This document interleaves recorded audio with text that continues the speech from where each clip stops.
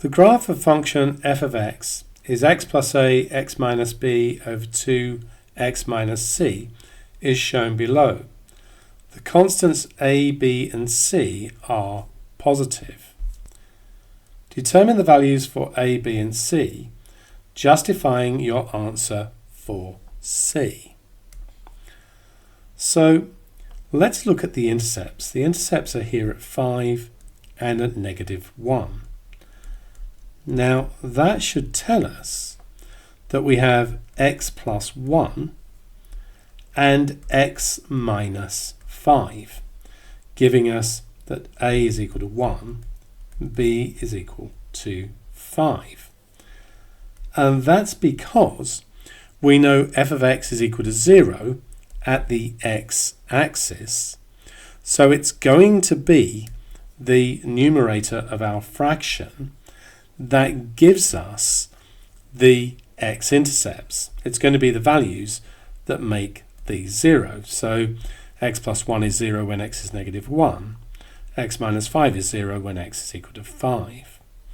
The vertical asymptote tells us that the bottom must be x minus 3. And when it says justify, all you need to do is state that the vertical asymptote is where x is equal to 3. And that means that c is equal to 3. So we've got our values. So the inclined or oblique asymptote for the graph y equals f of x is shown.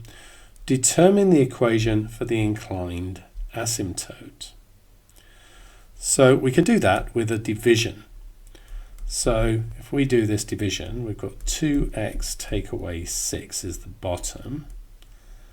And if we expand the top, we get x squared minus 4x minus 5. So 2x to get x squared, we multiply that by 1/2 x.